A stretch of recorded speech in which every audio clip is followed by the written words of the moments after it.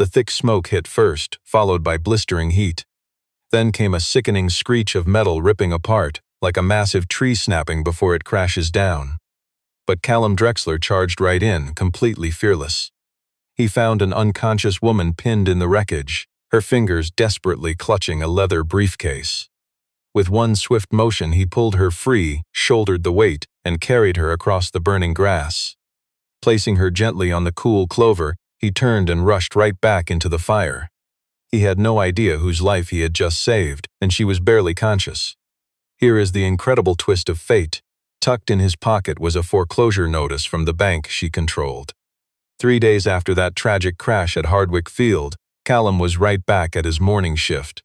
A severe burn on his left arm stretched all the way from wrist to elbow. It was wrapped in cheap gauze, already peeling away at the edges. His boss, a quiet giant named Carl, who had been on this line for 22 years, took one look at the heavy bandage and stayed silent. Nobody asked questions. That unspoken respect was something Callum truly appreciated about his line of work. He quietly began running safety checks on a regional flight, a small turboprop that had flown in overnight for a new hydraulic line. The hands-on repair work was steady and precise.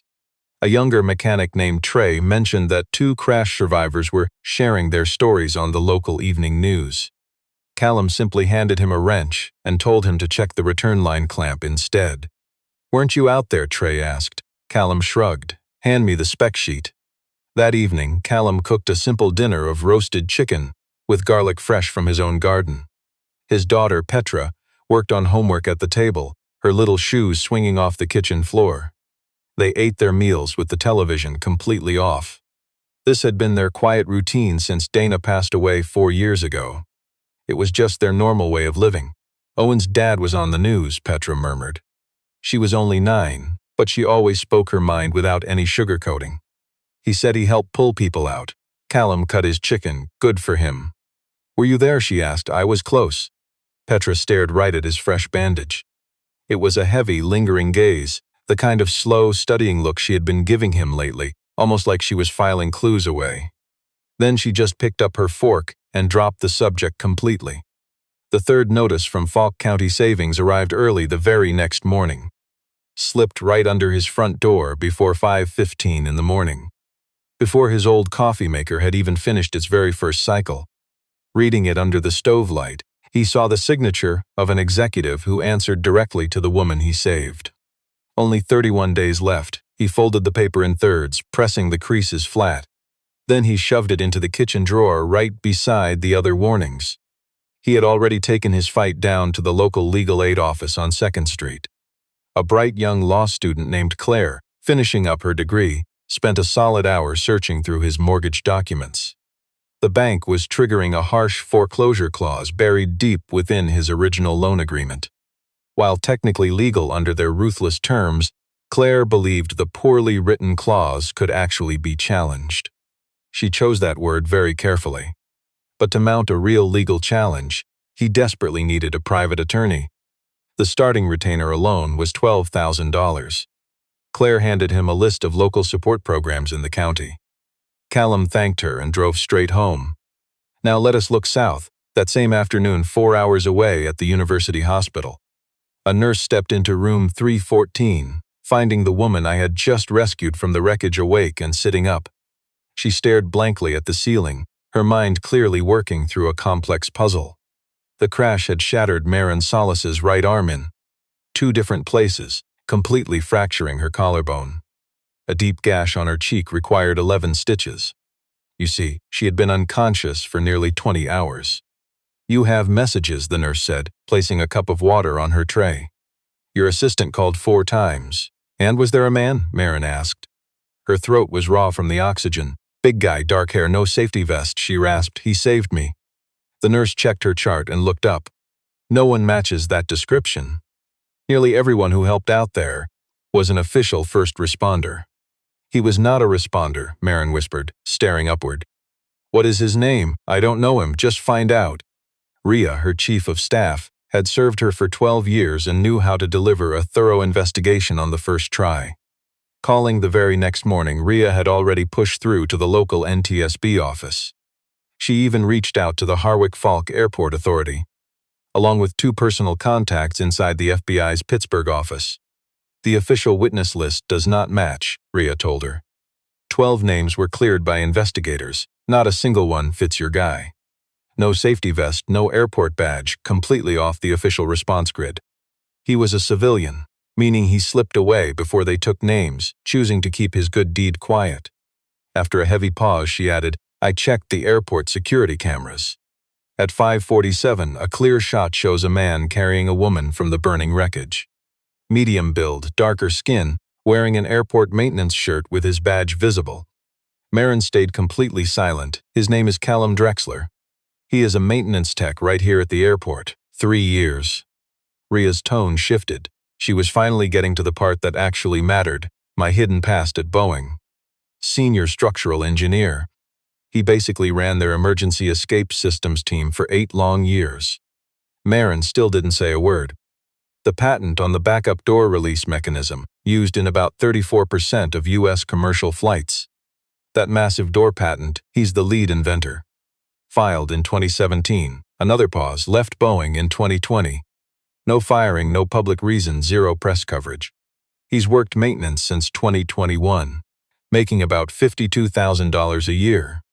Outside her hospital window, Pittsburgh was pouring rain. The glass was heavily streaked. Across the river, the city skyline looked soft and blurred on that bleak November afternoon. Her assistant was still talking. You and I know that feeling. Maren held the phone but stopped listening. She only thought about how I carried her through that thick smoke. My exact speed and angle, and how she escaped with only a bruised chest and 2 broken arms. But her neck and spine scans had come back completely clean. She actually asked her orthopedic doctor about that miracle on day 2. The doctor told her she was lucky. She didn't argue, but you and I see the destiny here. The man she tried to ruin had designed the doors that saved her life. Picture this. Callum knew exactly how to navigate tight, high-pressure rescue spaces. This wasn't luck. His selfless instincts planned every single move of that rescue. Send me his file, Maren demanded, hanging up to stare out at the rain. 30 miles away, his modest home on Ridgeline Road sat perched over the Monongahela Valley. Back inside, Callum pulled a cardboard tube from beneath his bed, spreading the old blueprints across the floor. He poured his heart into renovating it alone after losing his wife, Dana. Grinding every single weekend for 11 months, sacrificing vacation days meant for happier times. It was a tiny 1,200 square foot house, but he had maximized every single inch. Right along the bottom edge of those hand-drawn plans in his own handwriting, he had written, Petra's room south window for morning light. He quietly rolled the blueprints back up and slid the tube under his bed. Then he lay back on the blankets, wide awake, trying his best not to think about the woman he dragged from the wreckage, assuming she had died. There was simply no use dwelling on tragedies that were out of his hands. But here is what you and I know, a secret nobody told him yet. That very woman was awake in a hospital nearby, closely studying a file with his name on it. On the 11th day, Maren left the hospital, her right arm locked in a heavy fiberglass cast from wrist to bicep. The deep cut across her cheekbone was already starting to heal into a pale scar. She moved very carefully, masking an intense pain she refused to ever speak about. Rhea was waiting right at the exit doors, engine idling with hot coffee ready. She had already packed the bags. O'Hare is completely clear, she said. Rhea merged into traffic, adding, Your 2 p.m. meeting is moved to Thursday. Head north on the interstate, Maren commanded. Rhea drove silently for 3 blocks. Harwick, Rhea noted. It was a small town 34 miles outside Pittsburgh. A quiet community of 22,000, nestled between steep cliffs and the river. Ridgeline Road scaled the eastern ridge, where properties grew further apart the higher they climbed. Callum was repairing a broken wooden fence behind his home when the luxury sedan pulled up. Hearing the engine, he stood up, resting a calloused hand on the wooden post. Turning, he saw an unfamiliar dark car, then watched a woman step carefully out of the passenger side. He never saw her face in that burning wreck. He didn't recognize her now. She looked incredibly pale, far from her normal, healthy complexion. It was that hollow shade that only comes after a long, painful hospital stay. Her luxury wool coat looked entirely out of place here, and she held her arms stiffly. It was the tense posture of someone terrified of jarring a freshly broken bone. Walking across the gravel, she stopped at his front gate. "My name is Maren Solace," she said. She spoke quietly. "You are the man who dragged me from that wrecked aircraft." It was a statement. Callum let his tools fall. "I thought you didn't survive." She replied, "I did." Looking directly at him, she added, "I want to know what you need." He studied her face. "Nothing. That is not an answer." "It is the only one I have." She glanced past him at the house. Her eyes locked onto the bright paper taped to his door, the foreclosure notice he had been avoiding for 3 days. She could not read the small text, but she instantly recognized her own bank's logo on it. She stayed silent. Let's watch how destiny unfolds as a sudden noise comes from the yard. Just then, his daughter Petra appeared, holding scrap wood and a small pocket knife. My little girl stared at the woman by our gate, completely calm. "You broke your arm," my daughter said. "Yes," Maren replied. "My dad got burned, but he skipped the hospital." Petra said it flatly, looking over at me as if she were only stating the obvious. I just looked at my kid, wearing the tired exhaustion of a father picking his battles. A faint trace of something crossed Maren's face, not quite a smile, but close. I told her she didn't owe me a thing. I said it calmly, expecting absolutely nothing in return. I went back inside, letting the screen door slam shut as she lingered near our gate. Through the rusty mesh, she saw the foreclosure notice on my door, the looming debt, the eviction date, everything. She stared so long that her assistant, Ria, got out of the car to stand beside her. Silence was clearly something that Ria had mastered a long time ago. Meanwhile, back in Chicago, Maren bypassed her fancy corporate office entirely. Instead, she had Ria send every Falk County savings document directly to her laptop. She ignored her takeout, burying herself in banking records until midnight. "What are you even doing?" Ria asked past 10. "Reading a financial statement," Maren answered, followed by complete silence. "The acceleration clause," she told Ria. "The bank triggered it 14 times in 18 months. And every foreclosure hit right on my street, Ridgeline Road, or within 2 blocks." Maren kept digging. Her bank, Falk County Savings, held $340 million in assets.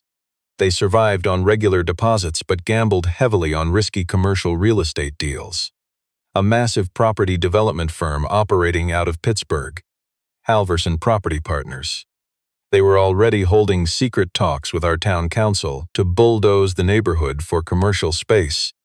"I'll ask you again," Ria pressed, "even though you already know the answer." Ria paused. "That man saved your life." Maren shot back, "That has nothing to do with this." Ria fell silent. She clearly disagreed, but she was smart enough not to push her boss further. "While she was uncovering that, you and I should look at where I was, facing Dennis Holt for 22 minutes. Dennis Holt was 58. He had been running that Falmouth County bank branch for 9 long years. The man had a twisted talent for delivering devastating news like it was a personal favor. He handed me my financial ruin with the fake smile of a salesman hiding the ugly truth. The restructuring option he offered was supposedly very simple. I just had to sign a voluntary sale agreement way below market value. It was valued at 23% under the latest comps. That would wipe out my mortgage and officially close my account forever. The bank would take care of everything. Dennis smiled warmly. I sat there completely numb. I listened to it all, politely thanked Dennis for his time, and stood up. I walked out to my old truck and sat there for 11 minutes. Staring through the dusty windshield, I glared at the brick front of that bank. I stared at the corporate logo and the customer service number right underneath it. That branch had been standing there since 1963. My dad opened an account there when I was 7, right at that same counter. Now that account was gone. I looked down at my phone. The day Maren Solace left, I had scribbled her private number on a torn gas receipt and tossed it in my console. I pulled it out, staring at it. What would you have done? I couldn't use a good deed for profit. Let's unpack this together. His phone suddenly rang, a Chicago number flashing. He picked up on the 4th ring. Do you have legal representation? None of your business, she replied. Pennsylvania Banking Code Section 7106. Her voice was dead flat, reciting that foreclosure script like a memory she couldn't erase. The acceleration provision in. Your original mortgage agreement is enforceable only if the triggering event meets 2 conditions. both of which require a specific written default classification. The bank never filed that paperwork. They entirely skipped the step. 4 long seconds ticked by. "How do you know that?" he asked. Silence. Then she hung up. The next time Maren went to see her savior, she came unannounced. Driving completely alone, one hand steered while her broken arm rested in her lap. She pulled up to his curb at 7:20 on a cold, dark November Tuesday. Through the glass she spotted her savior, the man her job was actively bankrupting, at his table. Callum was leaning over something, pointing carefully. His daughter Petra sat right beside him, her eyes glued to his tracing finger. Maren stepped closer, seeing a massive technical blueprint glowing under the kitchen light. It was covered in tiny dimensions and reference points. She finally knocked. The man who saved her opened the door, staring down with calm, unsurprised eyes. Simply a man still deciding if he should even speak.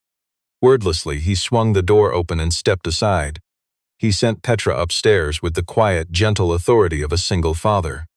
Petra obeyed but threw Maren a look not suspicious, just the knowing stare of a kid who had figured it all out. Maren laid the official banking files across his worn kitchen table. Property deeds and parcel maps for Ridgeline Road and the neighboring streets. The man who saved her stood there, scanning the pages without touching one. His eyes raced over the documents like an engineer tracing the load-bearing beam of a collapsing building. He finally stood tall. "They want the land," he muttered, "not the money." "Yes, the cash is just leverage." He stared at the map. "It's the same with that legal clause. It's pure intimidation. They aren't trying to collect. They just want to force everyone out. 14 households in 22 months. All along this corridor." He locked eyes. "You came to repeat what I knew. I came to ask if you want me to buy the bank." This is where destiny stepped in. He fell completely silent, staring out at the dark valley. You couldn't even see the river below. But on crisp nights, the distant paper mill lights reflected on the water.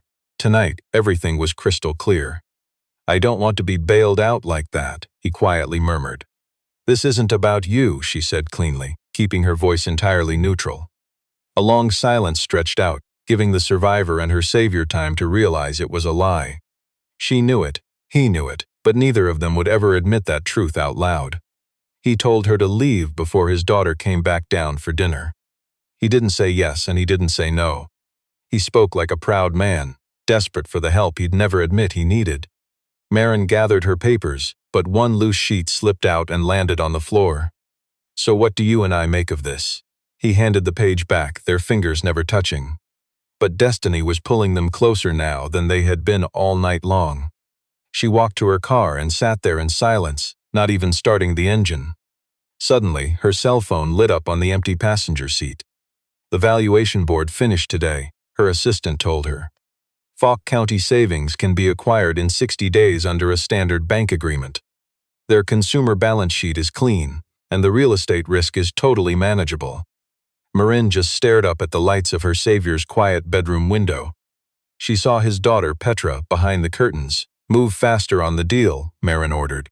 Now her assistant Ria had worked for Maren long enough to spot the difference between business and a personal vendetta. She kept her mouth shut through 4 cities and 3 brutal real estate cycles. And she finally realized that the single best thing she could do in these moments was drop the big picture and just wait. Think about how destiny works. That Monday, Ria dropped a folder on the table and refused to sit. "This isn't about the bank deal," she said flatly. Maren looked up from her screen. "Then what is it?" "The NTSB released their preliminary findings summary last Friday." Ria laid her hand on the file. "You need to read this." Maren pulled the heavy folder across the desk and opened it. She read with a completely blank face, quickly scanning the basic structure before absorbing the details. Then she focused strictly on the hard details. The official report blamed a mechanical failure on the secondary door hinge. A structural failure caused by metal fatigue and terrible maintenance oversights. The airline had already received Maintenance Bulletin BM 2019-447. That document outlined the exact safety inspection intervals needed for the secondary door hinge on that plane. But his life-saving bulletin was never added to the airline's maintenance protocol. They just acknowledged the warning and filed it away. That specific bulletin had 2 authors, One was a corporate writer. The other was her savior, Callum Drexler, a brilliant engineer whose name was on 8 different safety files during those years. He had co-written the exact safety guidelines that, if they were followed, would have prevented the horrific crash that killed 3 people and hospitalized Maren for 11 agonizing days. Ria quietly slipped a second page next to the first. It was an internal corporate memo from March of 2020. It detailed a warning that her quiet savior had personally filed. He demanded the door hinge bulletin be made strictly mandatory, not advisory. 2 corporate vice presidents had reviewed his warning and ignored it to protect corporate profits and avoid strict mandatory safety deadlines. In protest, Callum resigned his engineering job just 2 weeks after that decision. His name was right there on the file. Maren sat completely still. You and I can only imagine her shock as she stared at those pages. Outside, the cold city of Chicago was grinding through its winter paces. A freezing wind swept through the streets, rattling the bare city trees. He could easily file suit, Ria warned, against the airline, against everyone. Their financial liability in this crash would be absolutely massive. No matter what I salvaged, Maren told me I had probably known the truth all along. She stared at my foreclosure papers, then out the window. I had just chosen to ignore it. Ria picked up my foreclosure file, held it for a second, then set it back down. She walked over to the office door and paused. Maren. Ria said her name the way she always did, not just speaking but making a statement. When you buy that bank, make sure it is for the right reasons. Then she left. Maren never answered. She just kept staring blindly out that massive glass window. Because honestly, she did not have a single good answer to give. Come with me. That night I finished my inspection on a Bombardier Q400, in for its scheduled 2400-hour check. I went through my maintenance checklist in order, exactly like I always did. When I finally reached the secondary door mechanism, I just stopped. My hand drifted to the hinge bracket assembly, the exact weak point that safety bulletin flagged. It was the exact same geometry I had spent 14 grueling months analyzing. I rubbed my thumb along the underside of the metal bracket, feeling for wear patterns. I checked every single fastener in sequence. I noted the torque reading, then kept moving.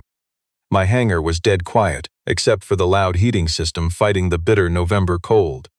I worked slowly, without hurrying, acting as if the strict quality of my attention to this task was the absolute only thing in my crumbling world I could still actually control. You know how small towns work. Holt heard about the investor through his council contact. Some corrupt guy named Ray on the local development board, who over the years had developed a very reliable sense of exactly when to make a phone call. Ray did not know the rich investor's actual name or origin, just that someone asked the regional banking authority about acquisition eligibility, and the buyout timeline looked serious. Holt made his ruthless move that Wednesday. He triggered the emergency loan acceleration provision on 6 different accounts simultaneously, including mine, slashing my harsh foreclosure notice period from 31 days down to 14. Technically, it fell within the strict letter of my original loan agreement.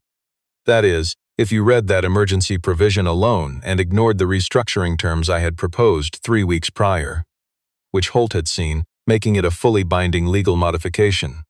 The crushing bank paperwork hit my Ridgeline Road mailbox on a Monday morning. I read it at the kitchen table before my daughter Petra woke up, exactly like I had read all those previous threats. I folded the document into thirds, sat dead still for a second, then grabbed my truck keys. I drove straight to the bank, parked in the empty lot, and marched right inside. I did not bother making an appointment. I stormed past the terrified tellers to the manager's back office, throwing his wooden door open without even knocking. Holt was on the phone. He looked right up at me and held up one arrogant finger. I stood right in front of his desk and waited. Holt finished his call, setting the receiver down with the smug look of a man who thought he controlled my entire destiny. I slammed 2 pieces of paper down onto his desk, the harsh new acceleration notice on the left, and the written restructuring proposal he had mailed me 2 months ago on the right. You violated your own terms, I told him. Dennis just stared at the papers without even touching them. He mumbled about loan provisions, but I snapped back. That restructuring proposal is a binding modification under Pennsylvania contract law. You know that. My voice was dead level. I am not here to negotiate. I am here to ensure this conversation is recorded. Dennis hit a button on his desk phone, calling security to get rid of me. I stood my ground. I stared at Dennis Holt with the weary patience of a man who has lived through this exact battle before in too many offices with men wearing that very same cold, indifferent look. I waited right there until security filled the doorway, then stood up straight. You know what is funny? I told him. I do not need that house. I just need Petra to have a home. I paused. Those are different things, I said, then walked out. I felt his eyes on my back, his face finally showing the quiet realization that he had underestimated me. Climbing into my truck, I stared at my phone, realizing how a simple act of rescue had rewritten my destiny. Maren answered on the very second ring. What exactly are you doing with that bank? I asked. Buying it, she replied. Why? I pressed, followed by 3 long seconds of silence. It was that heavy silence where a person is not just choosing words, but deciding how much real truth to let slip. Because it is wrong, she said. That is not the only reason. She did not say a word, but she did not deny it. I stared out my windshield at the parking lot, glaring at the red brick facade of that bank, tracing the corporate logo hanging right above the main entrance. Later that afternoon, my daughter Petra got back from school at 3:15. She dropped her backpack right inside the front door and came looking for me. She found me sitting out on the porch steps, arms resting heavily on my knees, staring at the empty road. She sat down quietly right beside me, not saying a single word. Her small hand gently touched my forearm, resting over the exact spot where the medical gauze used to be. The healing skin underneath was still a slightly raised pink, but she did not say a word about it. And neither did I. We just sat together as the daylight shifted, watching our valley fade from amber into a quiet blue. Somehow, Solace Capital finalized the buyout of Falk County Savings Bank in just 19 days. The regional banking board had never processed a buyout that fast, and her tireless associate, Ria Ing, had survived on barely 4 hours of sleep a night during those final 2 weeks. Ria organized a quick press conference in Pittsburgh the morning of the signing, which Maren completely skipped. Because Maren was back in Hardwick, driving herself all the way down again. Her arm cast was already off, the fractured bone having healed up clean. A 3-inch scar on her right arm was the only proof left of the night our destinies collided. She arrived at HFK at 7:45, right as my morning shift was beginning. The morning sky held that freezing, pale white look of a Pennsylvania December. The kind that smells like oncoming snow. I spotted her waiting over by the maintenance bay side entrance. I stepped outside at 8:10, carrying my heavy coffee thermos and a metal work clipboard. Seeing her standing there made me freeze. She held out an envelope which I took but did not open. It is not a check, she said softly. It is not your mortgage papers either. I stared at her. Billet BM 2019-447, she explained. I forwarded a formal request to the NTSB demanding they investigate whether the airline and Boeing were legally required to make compliance mandatory and what their actual liability exposure is. I also copied the Department of Transportation along with 2 members of the Senate Commerce Committee who have been tracking these exact aviation safety issues. My face did not change as the freezing wind off the runway whipped between us. I did not ask for your permission, she finally said. I'm telling you because I thought you should know. You didn't have to do that. I know. I gripped the envelope, realizing how a selfless rescue had rewritten my entire destiny. I truly studied her face, a far cry from the blurred chaos of the crash in my kitchen. I noticed the thin silver scar on her cheek, a permanent reminder of the crash that bound us. I watched her stand remarkably straight in the freezing wind. She possessed this quiet, undeniable discipline. The strength you only gain when survival teaches you that posture and presence are everything. You should hear from the aviation investigators within 60 days, she told me. You'll need a lawyer for that talk. I gave a single quiet nod. As she walked away, I called out, You never asked if I wanted you to intervene. No, she answered, I didn't. During her very first week running Falk County Savings, she ordered a massive review of every loan threatened with sudden foreclosure. She designed this sweeping policy to protect the bank's entire mortgage portfolio. It rescued 14 struggling households in an instant with absolutely zero exceptions. She did this selflessly, without ever looking at a single borrower's name. By some miracle of destiny, my home mortgage was the first one approved under those terms. Even then, I didn't say thank you. I merely nodded, turning straight back to the aircraft I was busy inspecting. I felt Maren watching me for a silent moment before she walked across the tarmac. As the cold wind blew, her phone rang later that afternoon, right at 4:37. She was parked in a rental car on the highway shoulder, just outside Harwich. Just sitting in silence, waiting for her navigation screen to recalculate a missed turn. An unknown 9724 number flashed. "Hello," she answered quietly. "It's Petra," came a voice. "Petra Drexler, I saw your name on the news. They reported you bought the bank." After a pause, she added, "I wanted to say thank you." Maren sat completely frozen. On her dashboard, the GPS was still recalculating her route. Outside, a farm truck rumbled past. "Okay," was all she could manage to say. It was the wrong response, but the only word she could find. "Okay." 3 weeks after she bought the bank, the corrupt Dennis Holt handed in his resignation. The bank board accepted his departure in absolute silence. That next Monday, a small notice appeared in the Pittsburgh Tribune-Review newspaper. It noted that the Pennsylvania State Police Financial Crimes Unit had launched a massive investigation into corrupt foreclosure schemes in western Allegheny County. Though Holt's name never appeared in print, his old job title certainly did. My official mortgage restructuring letter finally arrived on a rainy Thursday afternoon. I read it at the kitchen table, set it down, and stood up to brew some coffee. When Petra came down at 7:15, she saw the bank letter and looked at me. I stood motionless at the kitchen counter, intentionally keeping my back turned to her.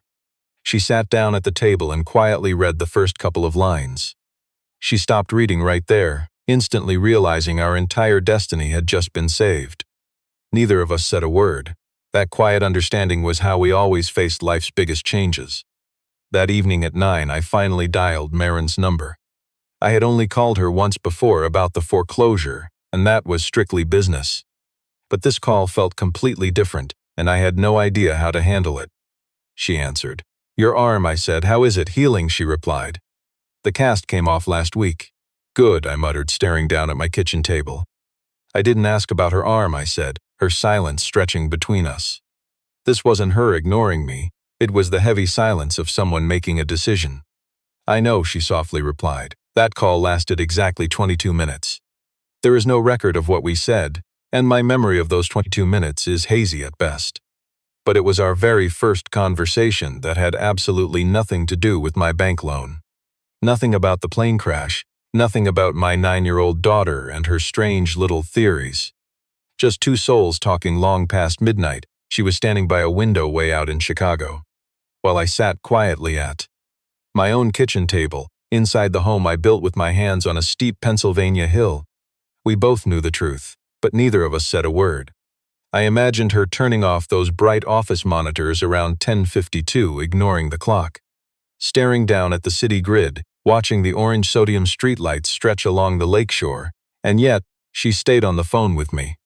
Much later, when the line went dead and my house fell completely silent, I reached under my bed and pulled out the dusty cardboard tube. Under the dim stove light, I unrolled the house blueprints across the kitchen floor. The very drawings that had filled me with absolute terror just 2 months ago. Rummaging through the junk drawer, I found my old drafting pencil. Looking toward the dark living room, I studied the south wall, the existing window, and the empty space right beside it. A perfect spot for a second window, if I finally found the courage to tear out the old frame. Pressing the heavy paper flat against the floor, I began to draw. Spring arrived on Ridgeline Road, proving how a cold season can suddenly bloom into a beautiful new destiny. The bare apple tree in the backyard exploded into brilliant blossoms practically overnight, defying the long winter. My daughter Petra claimed her usual spot on the porch steps, bathed in the warm morning light. She was carefully working on a brand new wood carving, a tiny chickadee this time. Every cut was far more precise and deliberate than her past attempts. Each wing feather was individually detailed. Meanwhile, Maren had traveled out to Harwich 3 times since December. Every single visit had an official excuse, like bank policies or the preliminary crash reports, or some legal details about the aircraft flight timeline from a local professor. And every single time there was a warm dinner at my kitchen table before her long, dark drive back to Pittsburgh. But today there was no pretext at all. She simply knocked at 2 in the afternoon. I opened the door slowly, a man expecting nothing, only to realize my life had completely changed. "You didn't call first," I noted. "I wasn't sure you would actually answer," she replied. I let those words sink in, "But you never even tried." Stepping back to let her in, I saw Petra look up from her spot on the steps. My daughter waved warmly, still holding her small wood carving knife in the other hand. It was the easy wave of a child who had already accepted this person into our lives. As Petra returned to her wooden bird, I guided Maren through the hallway and out the back. I had never done that before, showing her this private corner of my world. There was nothing left to show her here, no foreclosure papers to review, no crash timelines to debate. I pushed open the heavy back door and she stepped out onto the porch with me. Together, we stood at the railing gazing at the valley. Below us, the Monongahela River shone under the afternoon sun, looking like a bright silver ribbon. Plumes of white smoke rose lazily from the paper mill stacks against the far green hills. I didn't explain, she didn't ask, our destiny had changed. I watched her notice the sketches on my worn table. Just fresh pencil marks on the drafting paper. She recognized my living room from the prints, just drawn with a different future. I had drawn a second window on the south wall. I had sketched the framing, dreaming of a future, with my pencil resting on top. She studied the drawing for a moment, then looked up. I just kept watching the valley. Her phone buzzed in her coat pocket. She glanced down at Ria's name. She stared at the screen for 2 seconds, shut it off, and slid it back inside. I saw the whole thing, but I kept quiet. I pulled a second chair over, setting it right beside my table of sketches. The wooden legs settled flat on my old porch boards. My creaky back door swung open. Petra walked out holding 2 large mugs and a small one, placing the big ones on the table, right on top of my sketches. Then she sat on the steps with her knife and wooden bird. My daughter did not explain the third mug. She did not even look up. I did not ask her to move. We did not need words. April light drifted across our valley in a slow, peaceful way, taking its own sweet time. The old apple tree was blooming.